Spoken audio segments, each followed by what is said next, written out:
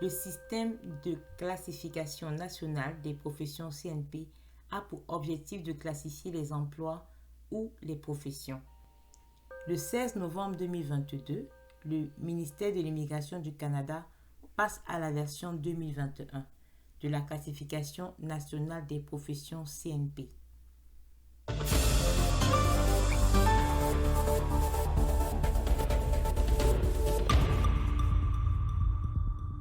Il est question pour moi de te parler de la classification nationale des professions CNP.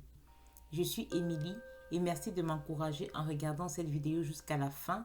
Si tu aimes le contenu, mets le petit pouce positif, abonne-toi afin de ne rien rater des vidéos des rubriques d'Émilie. Tous les 10 ans, la classification nationale des professions CNP fait l'objet d'une révision structurelle majeure.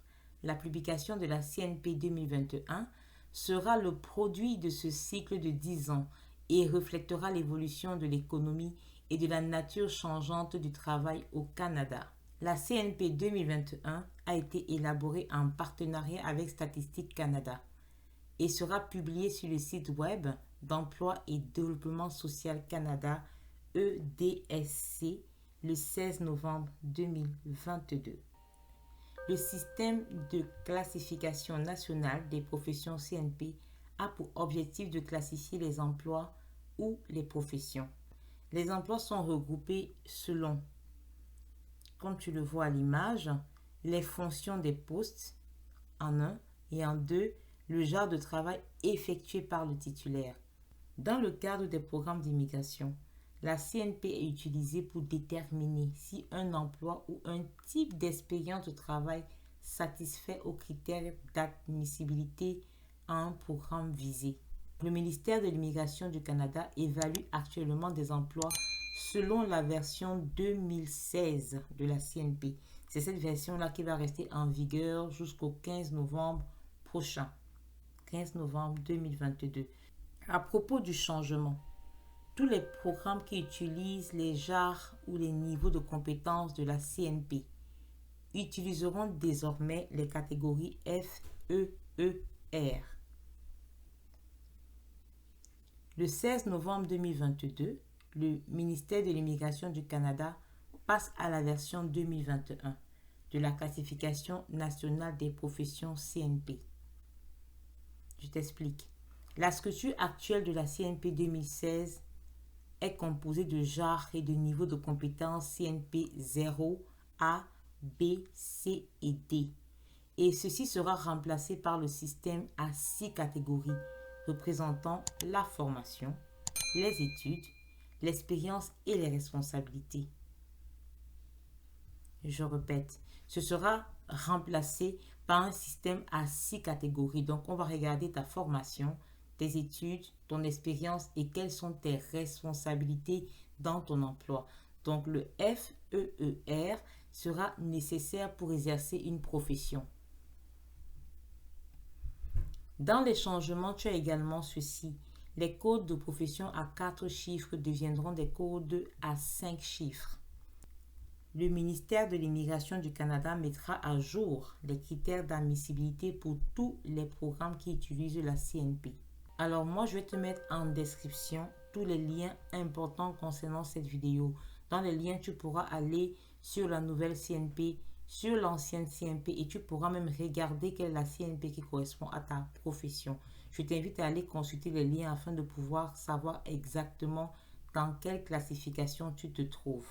En ce qui concerne les nouvelles catégories de FEER, les programmes qui utilisaient les genres ou les niveaux de compétences de la CNP utiliseront désormais les catégories FEER.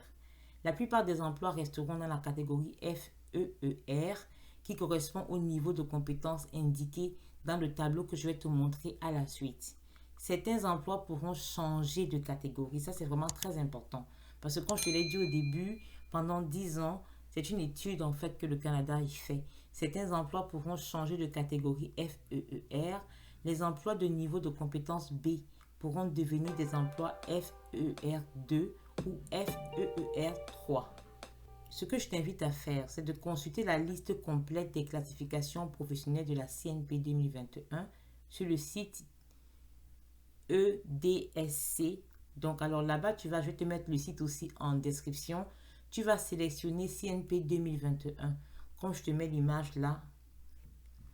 Alors, dans l'image, moi, j'avais déjà sélectionné la CNP 2021 dans le menu déroulant. Donc, toi, ce que tu auras aussi à faire afin de trouver et de chercher ta profession. Donc, en gros, c'est ça. Donc, tu as ici le tableau qui représente à titre indicatif. D'un côté, tu as les catégories de 0, A, B, C, D. Et de l'autre côté, tu as le F, E, E, R. Et là, ici, je te mets ce tableau. Je te laisse quelques secondes pour le regarder. Ensuite, je te mets le tableau qui va te donner un peu les explications, comment vont fonctionner le F, E, E, R.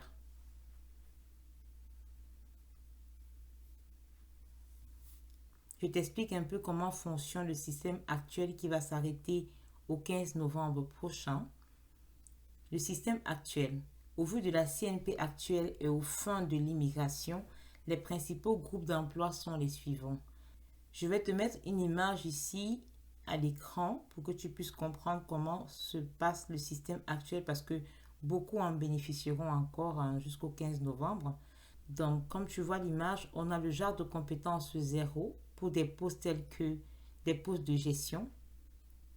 Ensuite, le niveau de compétence A pour des postes professionnels qui requièrent généralement un diplôme universitaire. Tu as par exemple les médecins, les dentistes. Tu as le niveau de compétence B qui sont des emplois techniques ou spécialisés qui requièrent généralement un diplôme collégial ou une formation d'apprenti. Le niveau de compétence C où tu auras des postes intermédiaires qui requièrent généralement un diplôme d'études secondaires ou une formation en milieu de travail, tels que les bouchers, les conducteurs de grands routiers. Donc, tu as le niveau D qui sont des emplois manuels qui prévoient généralement une formation en cours, tels que la cueillette des fruits, le personnel de nettoyage et ainsi de suite. Je te remercie d'avoir choisi cette vidéo. Si tu as aimé le contenu, merci d'appuyer le petit pouce positif afin d'aimer la vidéo. Je t'invite à la partager. Je t'invite également à t'abonner sur ma chaîne afin de ne rien rater des rubriques d'Emilie. En attendant, garde le sourire. À bientôt.